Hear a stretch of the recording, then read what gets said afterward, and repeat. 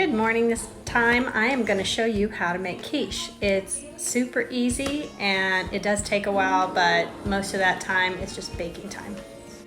All right, here are all the ingredients you're going to need. A pre-made pie shell, veggies, whatever you want. It's a great way to clean out the fridge. Salt and pepper, olive oil to saute the vegetables with salt and pepper. For the Royale, which is the egg mixture that goes over everything, 2 eggs, 1 cup of milk, and a pinch of nutmeg.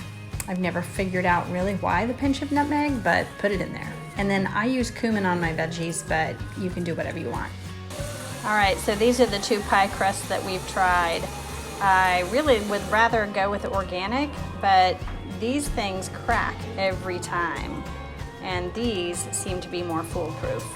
Okay, one of the things you're gonna need is a pie dish. It can be any kind, but this is my favorite. One of my students gave it to me a few years ago. You might wanna grease the inside just a little bit to make sure your crust doesn't stick.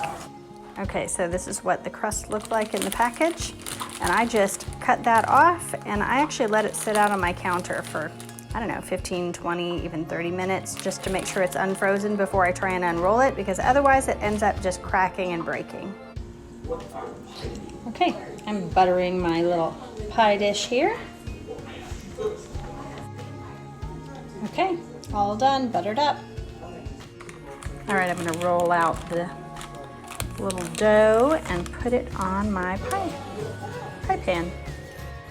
Okay, I'm gonna press this down into the pan all the way around and then press all of the sides down. Next, I'm gonna poke holes in the bottom so that as the crust heats up in the oven, it doesn't bubble up and break. By the way, the next step, you don't need pie weights or a shell guard. Those are just things I've picked up over the years that I like to use.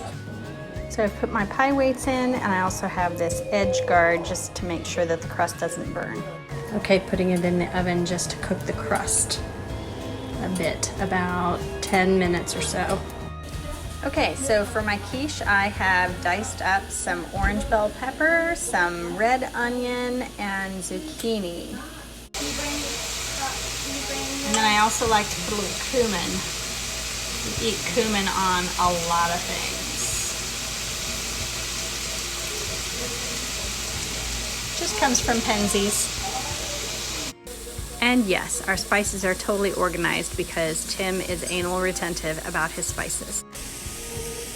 And then just give a little stir here. You kind of want these, well, I like to have brown marks on the veggies. That's when I know that they're done. You do want to cook them a little bit.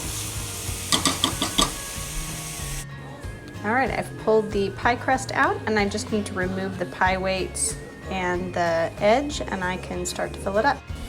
Here is my crust all baked up for about 12 minutes. I've put some sharp cheddar cheese in the bottom and just some slices of Black Forest ham. Owen is putting in the bowl 2 eggs. All right, Owen is also adding 1 cup of milk to the mixture. Eggy.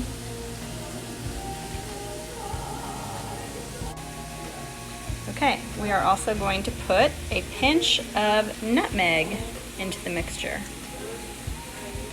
There we go, and a little salt and pepper. All right, a little salt, that's good, Owen. And a little pepper, please. Oh, he's got to put his jelly beans in his pocket first. Other way. There you go. And mix up that egg and milk mixture. Okay, so I'm going to put some spinach, a big old handful of it, into the skillet. And I like it to be chopped up, so I just get my scissors and I will chop it right into the skillet. All right, so I've added the spinach and I'm just gonna mix it up. I've actually turned off the stove at this point because if I turn the cooked vegetables over on the spinach, then it will cook it just enough. I don't need to overcook the spinach. That's why I put it in right at the end. thought I'd also show you a secret. Sometimes my crust, when it bakes, will crack at the bottom. And so all I do is I put cheese in the bottom, and if there are cracks in the crust, I just press it into the crack, which this is one right here. Okay, so I'm gonna put all these veggies into the quiche shell now.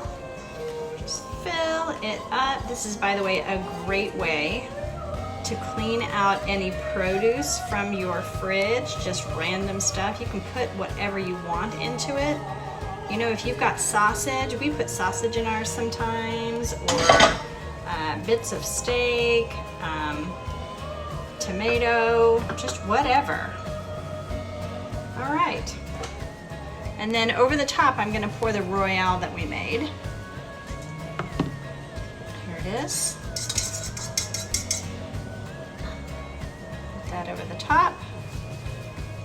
That's why you definitely want to caulk your cracks in your crust with the cheese so that the Royale doesn't just pour right through into the glass dish, and then everything would stick to the bottom. Okay, this is what it looks like right now. I'm going to sprinkle some cheese on the top. All right, a little bit of cheese on the top just to give it a nice coloring once it's cooked, and you know, just for more cheese, really. There we go, that's good. I'm gonna stick in the oven at 350 degrees now. Oven is ready. In we go for 1 hour, although I usually check it after 40 and 45 minutes to see if it looks like it's done. All right, quiche is all done. It's been about 50 minutes or so. Looks yummy. Well, there you go. It's time to eat now. And by the way, that quiche, anything left over, you can just put it in the fridge and it will stay for several days. Just take a little bit out and eat it each morning for breakfast.